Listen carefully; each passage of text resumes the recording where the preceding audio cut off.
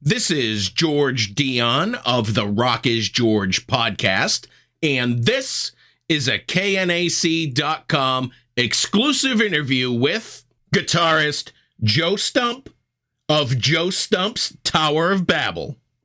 If I knew absolutely nothing about Joe Stump's Tower of Babel, how would you describe the band's music to me? Classic European hard rock and of course extremely inspired by Deep Purple and Rainbow. I mean that the new record Days of Thunder, what is it? It's pretty much on my end it's pretty much a Blackmore fest. You know what I mean? Yeah, so if you love Deep Purple and Rainbow and like all of a sudden we're kind of heavying it up a little and putting like a little bit of a modern twist on it, then this record's going to be right up your alley. I'd have to agree with that. And your new record comes out on July 4th. It's your sophomore album. It's called Days of Thunder. It's being released through Silver Lining Music. It's the follow-up to your 2017 album, Lake of Fire. Before we get to the new album, let's go back a little bit to how Joe Stump's Tower of Babel was originally formed, I believe, in 2014. Well, I was working with this singer, this dude, Chastain, who's a European guy. He lives in Switzerland, and he somehow he had this band called Raven Lord, and he asked me if I wanted to play in the Raven Lord thing. And I was like, I checked out. So I didn't record any music with them or anything like that. Or later on, I did a bunch of solos on like their second record. So I was like, yeah, okay. I'm game, and we did some rehearsing. Then we did a few small European festivals, and then he had this other he goes, well, I'm doing this other thing called Exorcism, and this was like, once again, I didn't write anything. And he goes, you're interested, and I'm like, sure, why not? So I started to develop like this partnership with him, and at the time he was fine. And the Exorcism thing, what was it like? It was kind of like Tony Martin era Sabbath, like that kind of vibe, like on the doomy side, And then I'm like, well, I'm doing this rainbow inspired thing, Tower of Babel. Are you interested in possibly coming on board with that? And he said yes. And so this was like our third record together and third different project together. And then all of a sudden, and he recruited all the players who are still in the band now, who are still in the band now, and all killer players. So that really worked out good. But then what he did was he all of a sudden like took an about face. He had registered all the publishing under his name, even though I wrote all the music, and he even registered. There was an instrumental track on the record. He even registered the instrumental track that I solely wrote under his name, and then he proceeded to like get the whole record taken down on all platforms. Claiming he was going to sue the record company. And it was a small label at the time, Lion Music, and so we had a big falling out with him, and that was a bit of a disaster. And then luckily we got rid of him, and now I believe he's a politician in Switzerland. Which okay, good. Just keep doing what you're doing and just stay out of leave us alone. And so and. Hence, that's another reason I put that, because originally I didn't know if he was going to continue on with the band or not, but I was the one that named the band, because the band's name, like Tower of Babel, the band's actually named after there's this famous old Rainbow bootleg, which is like the recorded rehearsals of the Dio era, Cozy Powell era. It's like a 3 CD rehearsal set. Rehearsal recording of them before their first tour. Okay. And that's how I came up with the name of the band, since it's all like so rainbow inspired. So with all the mess that kind of happened after the release of the first album, wouldn't it have been easier to go with a different name, or was it really that important to you to have that tie to Rainbow that you had with the first album? Well, you know, we had already done some shows, under that. We had about, so we were fine with continuing on with the band because he didn't have the name trademarked or anything like that. It was just the mess with him, and so that's all behind us now. So we kept the name and everything. So, which everybody's glad about that. Because the first record was out for quite a while. It's not like it just came out and then disappeared. In fact, I remember one of the best reviews of the record was from KNAC. I'll have to take a look at that. Yeah, like it's an old review, and I was, and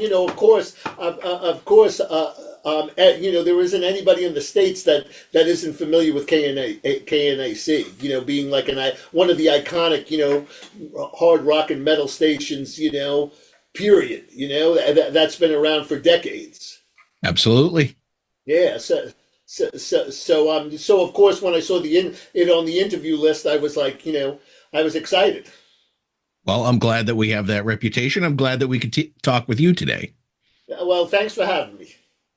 When did you decide to kind of get the boys back together and start writing and recording this album? Well, I mean, I was right. I wrote all the stuff like, years ago, really. But then by the time, so I kind of finished all the guitars on the record. Because when I write stuff, I like put everything all together. It's not like I just write a riff and it's like I expect anybody to write another section. Hey, I need a bridge section. What do you got? No, I write like the whole thing, arrange it, pretty much record it, and then present the finished product to the band. I let the singer write the lyrics and the melody lines, but it's extremely clear. Like, okay, this is where the vocal comes in. This is the verse. This is the pre-chorus. And etc. So I had the whole record recorded. And then by the time, between everybody's schedule and everybody doing stuff, by the time we finished the record, mixed and mastered it, and then finally found a home for it, it was a period of like several years. Plus, you had that whole pandemic action, which kind of put everybody out of commission for almost 2 years as well. How did you find your current singer, Joe Moore? Joe, he's awesome. They call him the French Dio. And they call him the friend. Yeah, he's from France. All the guys are European except for me. So he's from France, and he played in a band called Nightmare that was kind of that had a bit of a reputation in Europe. And then he currently sings in this other band, King Crown, and so he, like Maestro Mysterio, who plays keys, he heads the Vivaldi Metal Project. And he also plays keys with Bruce Dickinson and Bruce Dickinson's new Mandrake project. So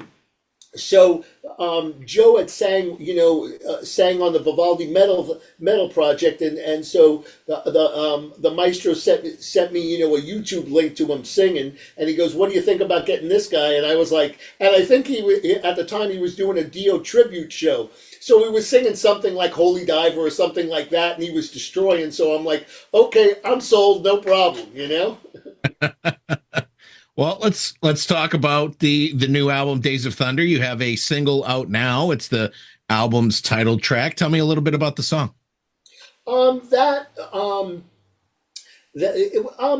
kind of reminds me of a lot of the record is like extremely rainbow and purple tinge. This is like a little bit like heavier, a bit more of a metal track, because the record kind of walks the line between hard rock and metal. And Days of Thunder, a bit more of a metal track, even though it's still got the rainbow vibe. Almost sounds like it's something you'd hear on like an early Dio record, like Dream Evil, or something around that period. And then the record company really, was it my choice for the first single? No, I mean, the record company really liked it, so I'm like, okay, no problem. You know what I mean? They're like, okay, well, this should be the first single. I'm like, okay, if you guys feel strongly about it, you're in charge of the whole promotion and the whole, I just write the stuff, so okay, cool with me. And then they had that whole concept with the we had the motorcycle, because the drummer, that was Mark Cross's idea. The whole thing with the, with the bike sound before the track starts, Mm-hmm. So, what song would you have picked as the first single? That's a good question. Probably the tune that's the next single. You know, So I don't know if I'm allowed it's supposed to be a surprise, but that probably I would have picked that. But Days of Thunder's cool, and it seems to be doing okay biz wise. And it's still you hear it and you get an idea what the band's about. So like classic European style hard rock and metal. If I were to pick a single, I would pick Alone in the Desert. That song really stood out to me. I like it. It's got a little bit of everything that you talked about that the band is about.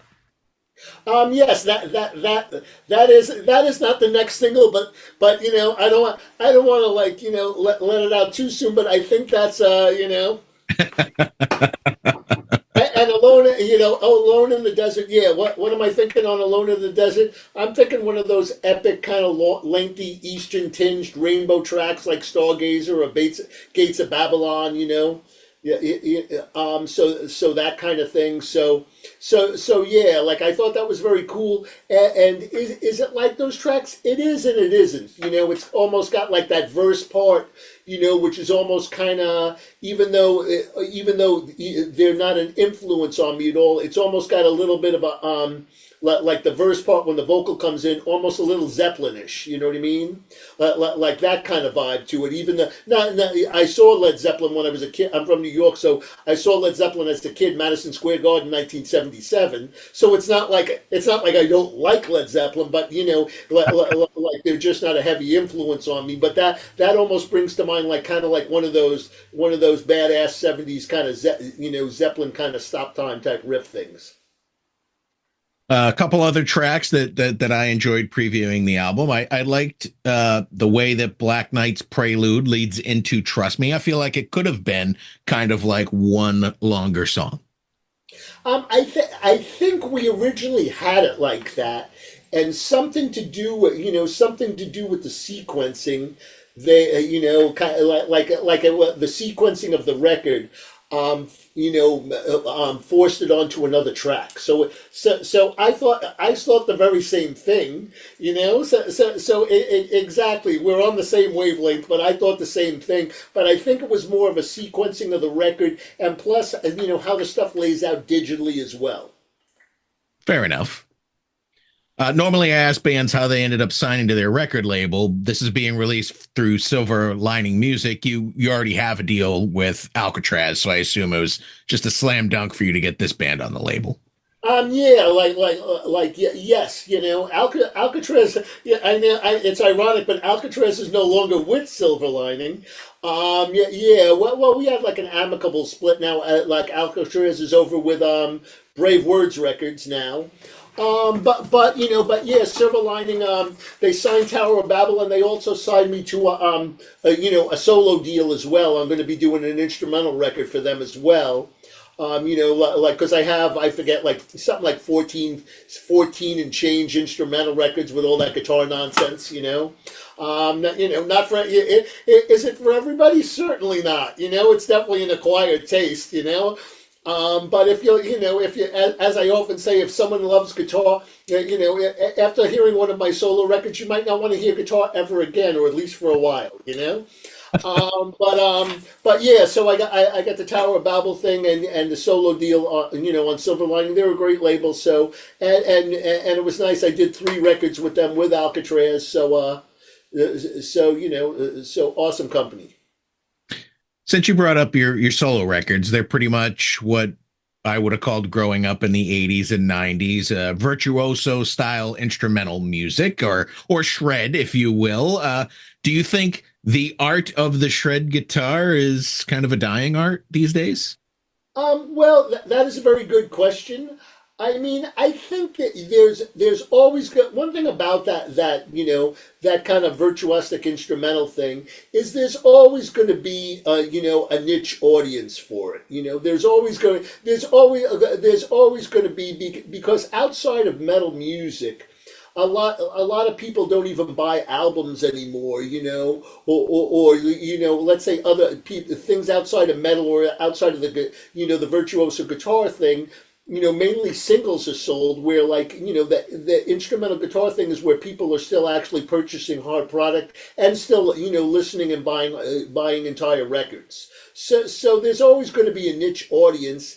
And I've been fortunate, like I've been doing it since 1993. It's almost like if I had done my first record 2 years earlier, I might have that many more fans because 93 it was like that's when the grunge movement started, and in a way, yeah, in a way it also helped me because it's like this guy's making this kind of record at the height of the grunge movement. What is he, out of his mind? But then there were people that were like starved for that kind of record that no one was making them people weren't making them as much anymore. So I kind of found my niche audience through that as well.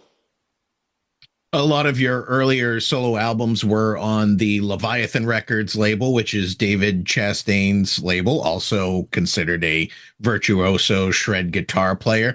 Besides your albums, did you guys ever work on music together?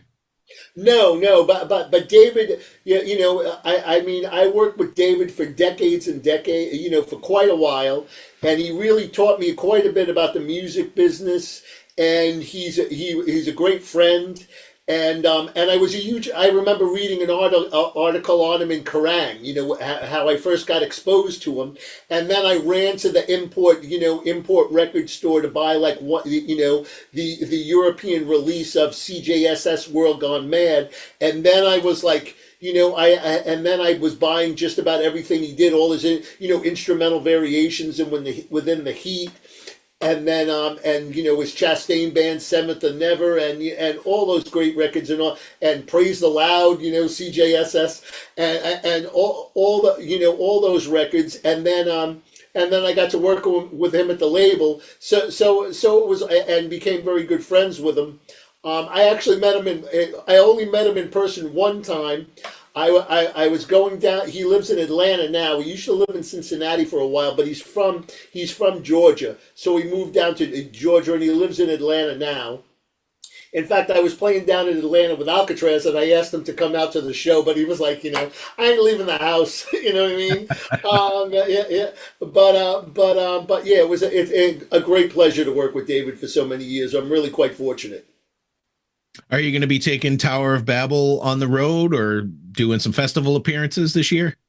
I like right now we're looking into what our touring options are. I'm kind of I'm busy. Alcatrazz has a European, it's first Scandinavian, then European tour towards the end of the year, and the keyboard player Maestro Mysteria, he's got like a fairly full schedule because I believe Bruce Dickinson and the Mandrake Project are going out in the States.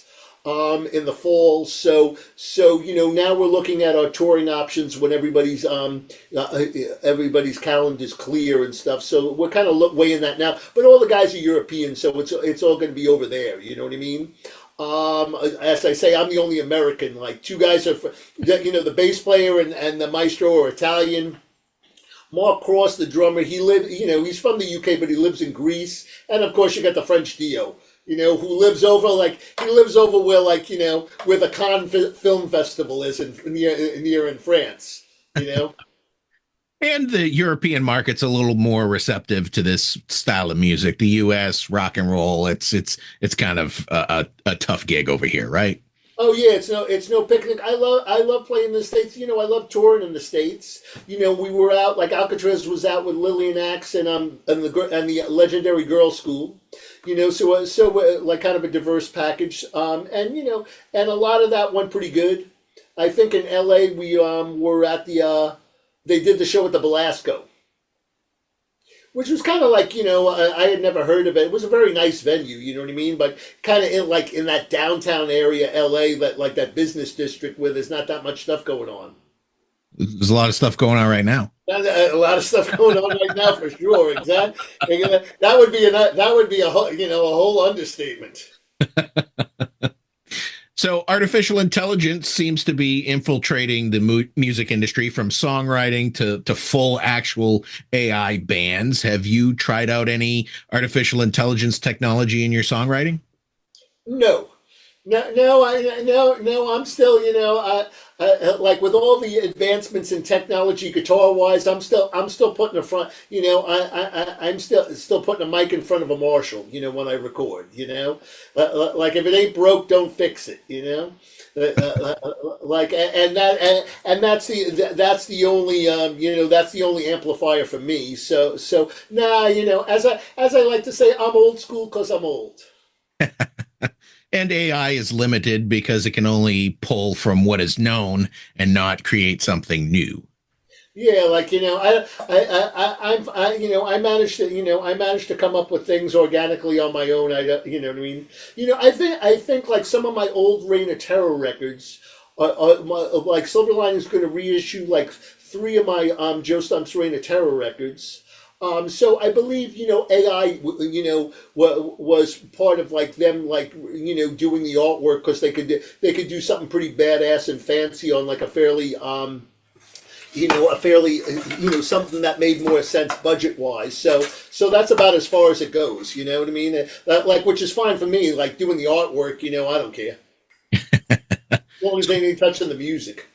So my AI question to you leads into an AI question from me. I asked AI to come up with some questions that I could ask Joe Stump. Only one. I only asked him for one.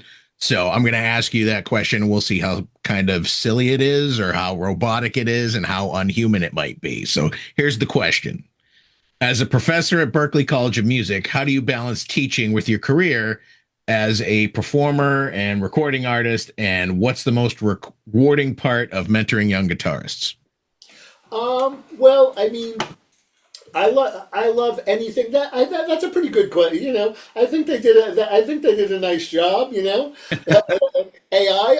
And that's a very good question. I mean, anything that involves this, I'm all in. So I love playing. I love recording. I love touring. I love giving lessons. I love doing like metal master classes or guitar clinics or I love it all. And I like it's great having granted like at Berklee now it's a bit more diverse. Years ago it used to be more like just about everybody that studied with me it was aspired to be a metal virtuoso. I'm the shred specialist there. But now you have like you could have somebody that's like more in the engineering program, but they just like metal, or you have somebody that's in film scoring and they just love metal, or somebody that's music business once again just loves metal. So it's not like, but do I have like extreme? Do I still have like devoted devoted players? Yeah, I mean I love working with everybody, but of course the players that are like super serious about playing, that are eating, sleeping, and and breathing it like I am, that's awesome. So you mentioned your Reign of Terror project. There are going to be some re-releases coming. That's actually how I first discovered you. Your Conquer and Divide album that came out in 2002, Michael Viscera on vocals. So why don't you get into, I guess I didn't realize there were three albums because there's only one available today, looking back on it. So why don't you tell me a little bit about what we can expect from Reign of Terror going forward?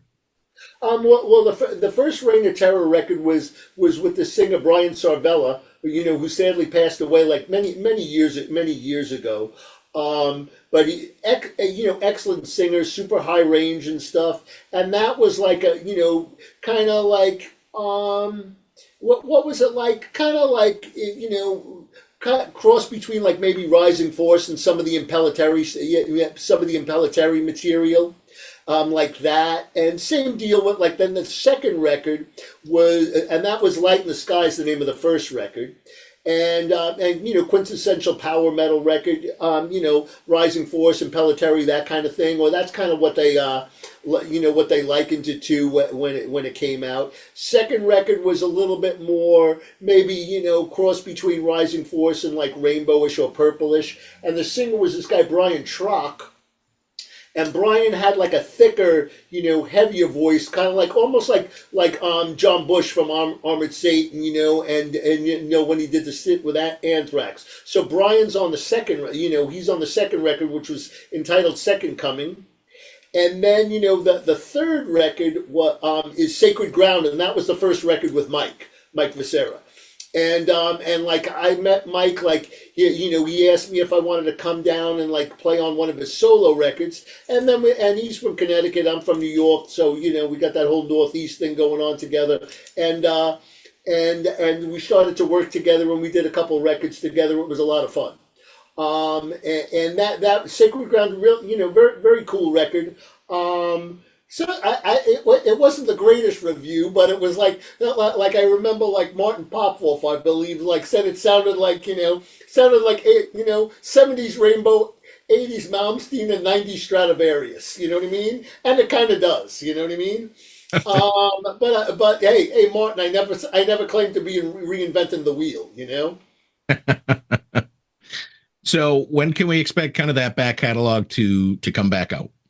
That probably it's going to be on the digital platforms fairly soon, and then there's talks like at some point I'm going to record it, like when they do print up some physical product of those. I'm going to be adding some because I'm still in contact with Brian Trock that sang on the second record, and and even though I don't talk to him frequently, I'm sure like Mike would be up for doing a track or two if we reissued on the Sacred Ground reissue. I could talk to him about that. So it probably going to do some additional bonus track action on the printed CD versions or vinyl versions of those records. But it should be up like I'm adding like one newer version of there's this tune called Paganini's Purgatory on Sacred Ground, which is like one of those guitar nonsense things. So I'm doing and I wasn't crazy about the way it came out, so I'm doing a new version of that. So that's like on my to-do list. So I'm going to record that, and that's going to get released with the on the digital platform. So all those records should be out fairly soon. Besides Alcatrazz, have you ever auditioned for or received offers for any other established bands throughout your career? No. No, never. You know what I mean? No one's apparently interested. No. I never did. I mean, the Alcatrazz thing was quite a good fit. I always felt I would have been a good fit in the with Dio. You know what I mean? Because two of my favorite two of my heroes are Blackmore and Gary Moore, and Goldie was very heavily Blackmore inspired, and Vivian Campbell was very heavily Gary Moore inspired. So I would have been a deadly comment, but add a little, up the shred game, and then add that vibe to it. You know what I mean? I would have been perfect. You mentioned Alcatrazz going over to Scandinavia towards the end of this year. Are you guys working on a follow-up to Take No Prisoners, which came out in 2023? Yes, there'll be a new Alcatrazz record coming out, next year. And plus, we got a few, we just released that they did a re-record of Island in the Sun. The classic, No Parole Ever track. So there might be some more re-records getting released in the future. I'm supposed to keep that under wraps, but then there's going to be a brand new Alcatrazz studio record. But not till 2026, because obviously we did 2020 Take No Prisoners, and then the following year was 5, and then Born Innocent in 20, then 5, then Take No Prisoners. So that's 3 since 20. You know what I mean? So we'll probably wait on the next one. And you have a new vocalist in Alcatrazz, Giles Lavery, correct? Yeah, Giles is a killer. He sings on the he sings with Warlord, who are like a pretty big deal over in Europe, like kind of like that have a huge cult following and stuff. And Jimmy plays in Warlord with him. Jimmy Waldo. And Giles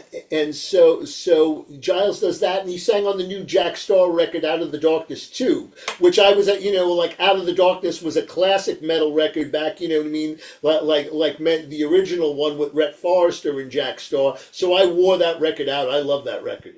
Because I was always a huge fan of like these underground, like David Chastain, Jack Starr, these more underground guys where you really had to hunt to get their stuff.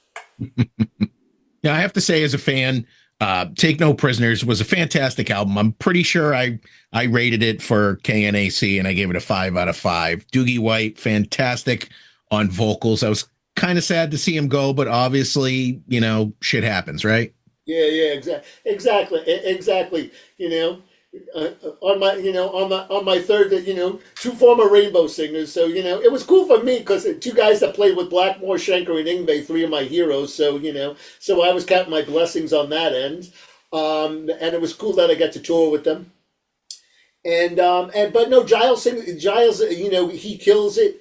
He's got like, his range is kind of like similar to like Graham in his prime, you know what I mean? Yeah, because when we play all the old No Parole stuff, he nails it live.